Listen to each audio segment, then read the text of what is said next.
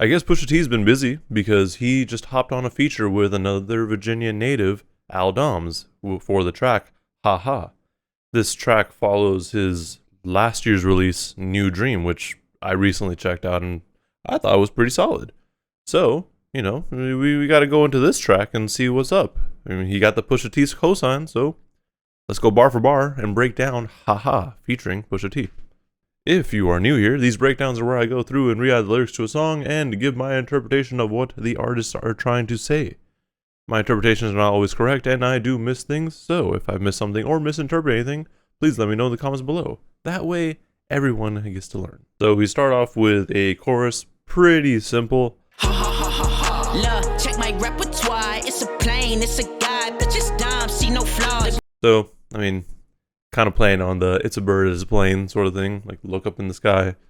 And it's him, it's Al Doms. See no flaws. Pretty solid chorus. Nothing too crazy, but straight to the point.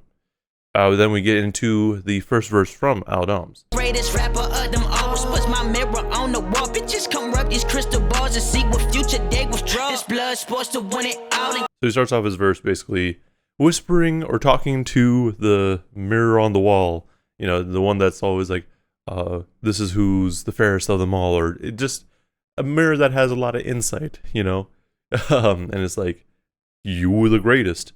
And then playing on the whole, I guess, mysticism part of it, he goes on to talk about crystal balls, like how people can look into the future or like another area, and he's it's a play on words because his balls are getting rubbed by women's. But they're gonna see what future they can get from rubbing these balls, which honestly is just kind of funny now that I think about it, because you know where that goes. And then this blood sports to win it all, which goes right into the next line because of the Jean-Claude Van Damme reference, because he was in that movie as well. Keep the splits like we Jean-Claude, I'm only here to get a word of Eiffel, then au revoir. Stretch these rubber bands and see what they expand to. Bitch, all my hundreds made to be blue like birthday candles. So like I said, that Bloodsport reference goes into Jean-Claude Van Damme. And he's only here to give the world an eyeful and then he's going to dip. Like, he's just here for a short time. He's just going to do what he can, get some attention, or just show people something.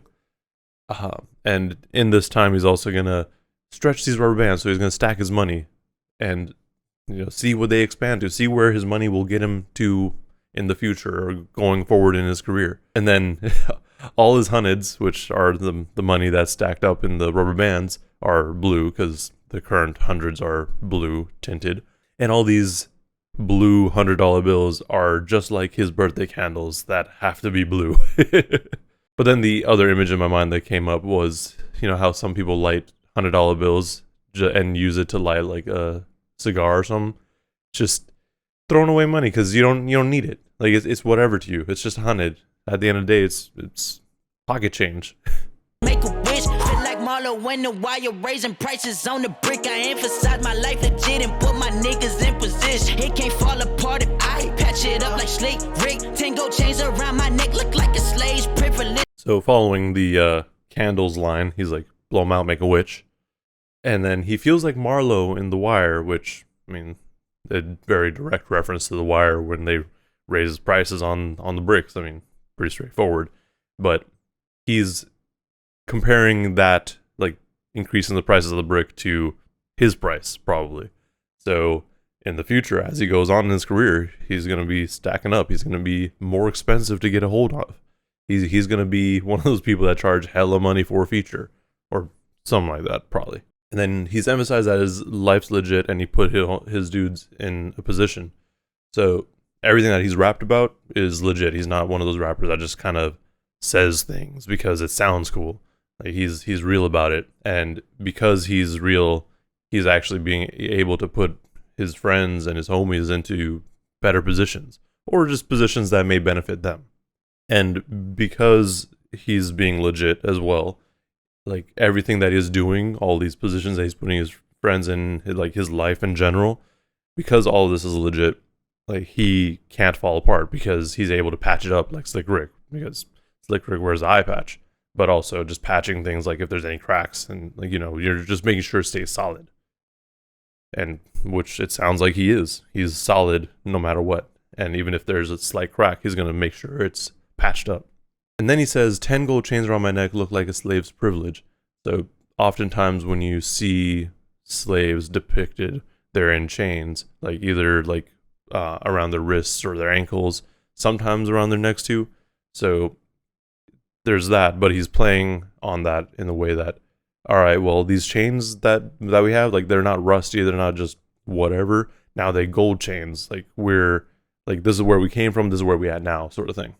They act shook, we at to sketch them draw, arms stretch it thin. Lead a scene with no more drama, singing Mary's best hits. If I was made to be your karma, you deserve that shit, cause I'm an angel to my mama, but to rappers 666. They act shook, like these people that see him in chains, or just the people who see what he's doing and what his homies are doing.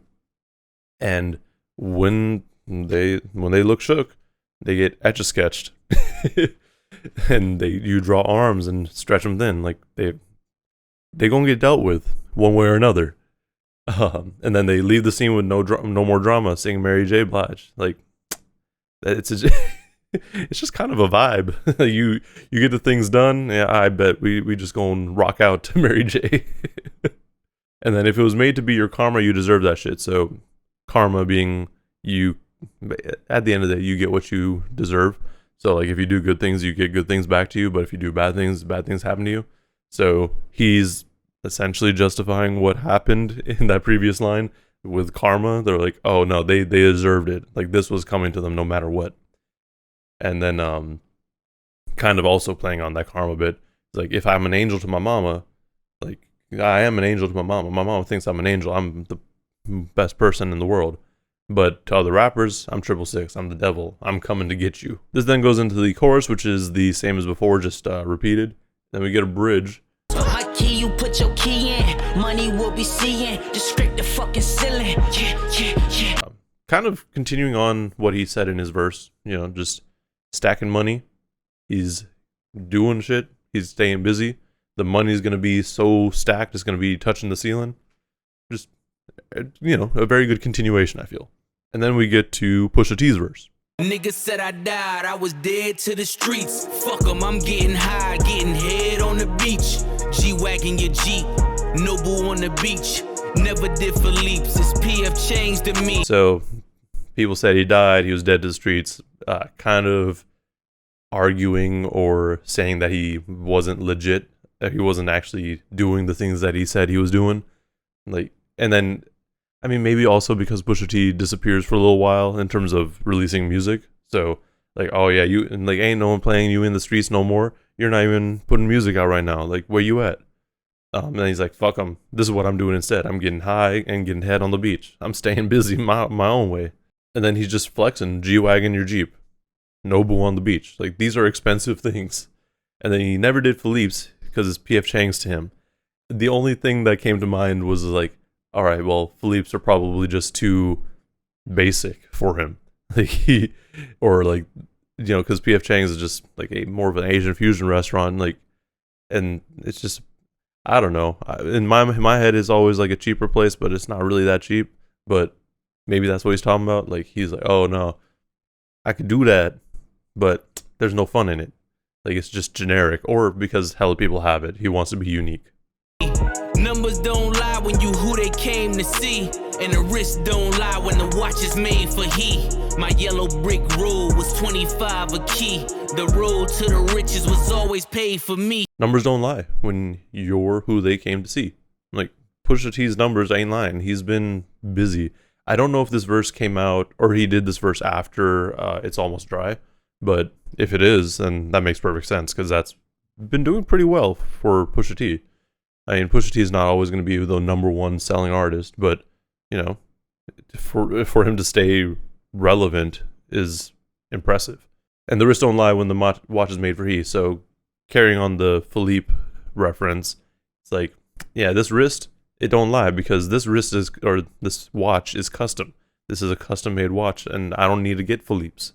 His yellow brick road was 25 a key. So instead of it being a yellow brick road, it's probably a white brick road. And then the road to riches was always paved for him. Like he always knew what he was doing. Like he was on a path to success regardless. Chillin', sitting on double-digit millions with all my niggas, all my guns, all my women. Life's a bitch, even Rihanna made $1 billion. All from selling powder, made a killing. And then he's just continuing on his flex. He's chilling. He's made multiple millions of dollars, and he's with everything that he needs. He's with his homies. He's got his guns. He's got his women. And then I don't know what he means by the "life's a bitch" line, because it sounds like everything's good, but maybe like if you were to compare yourself to him, like, damn, I could have been like Push. All right. But then even Rihanna made $1 billion. Like, he makes it seem like he was surprised, but I don't know. I'm not surprised Rihanna made $1 billion. But then him also saying all from selling powder made a killing. Like, Rihanna didn't, well, I don't know. I mean, as far as I'm aware, she didn't do that, but he's talking about himself there.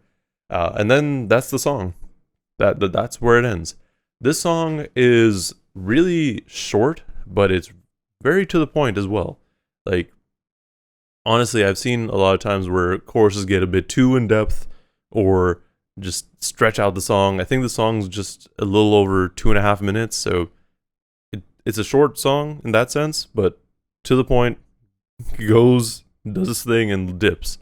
I wouldn't have minded another verse from Aldom's because his verse was really solid, but you know, it is what it is. I'm honestly excited to see what comes next because, like I mentioned, his project last year was pretty solid. So there's a lot of potential there. So if you haven't checked him out, definitely do so. But that's all I've got for this breakdown. Let me know in the comments below if I've missed something or misinterpreted anything. Also, let me know what you thought of this track. Also, while you're down there, like and subscribe if you want to see more breakdowns and reviews and semi-reactions like this. Thank you for watching, and please stay safe out there.